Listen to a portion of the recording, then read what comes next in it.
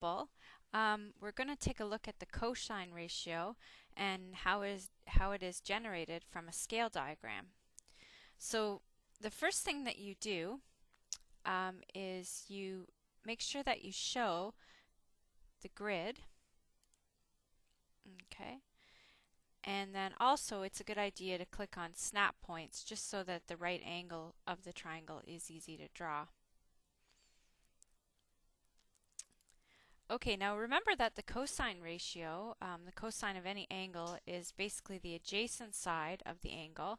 Adjacent just means the side that's beside the angle, so if we draw an arrow, it's right beside it down here. Divided by the hypotenuse, and remember from the previous example, we talked about the cosine ratio, or the sine ratio. The hypotenuse is just the long side of the triangle.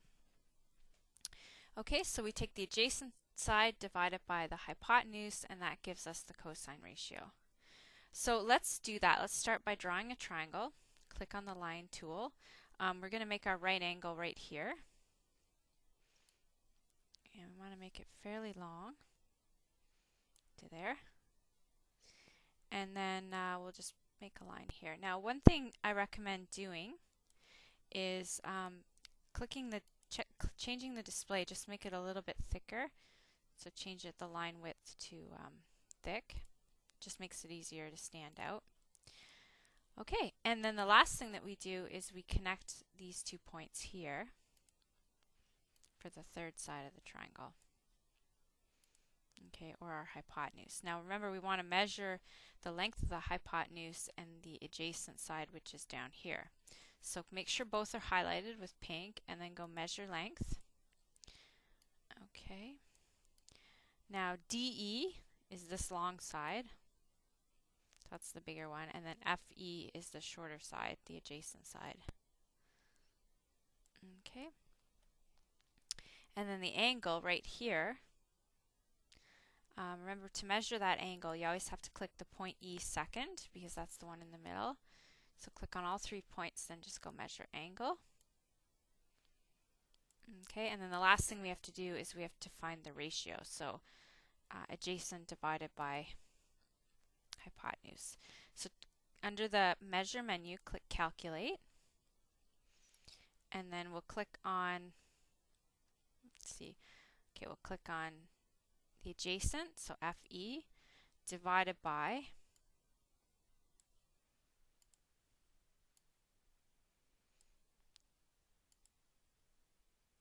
nope, that's the angle, so we have to delete that one. Divided by the hypotenuse. Okay, so you can see it's already given us our sine ratio, but don't forget to click on OK. Okay, so there's our cosine ratio right there, our angle, and then the length of our 2 sides. So for this angle, 47.70, the sine or the cosine would be 0.67.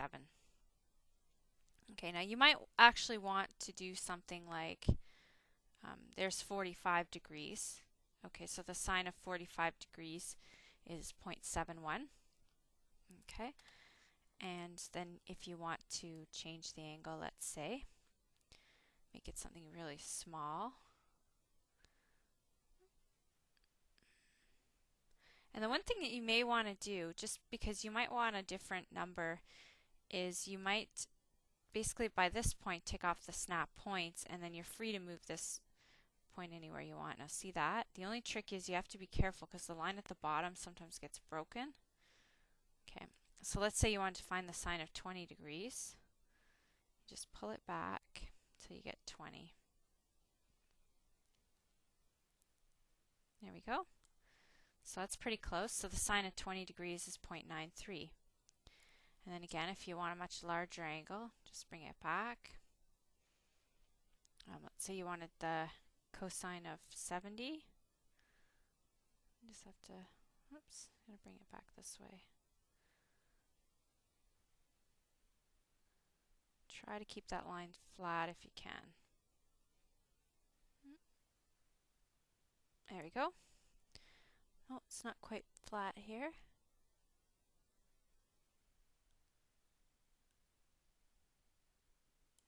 Oh, it's pretty close. So 69.3, so the cosine of 70 degrees is approximately 0.35. Okay, so now you can try this method on your own. Draw your own triangle and then find the cosine of different angles.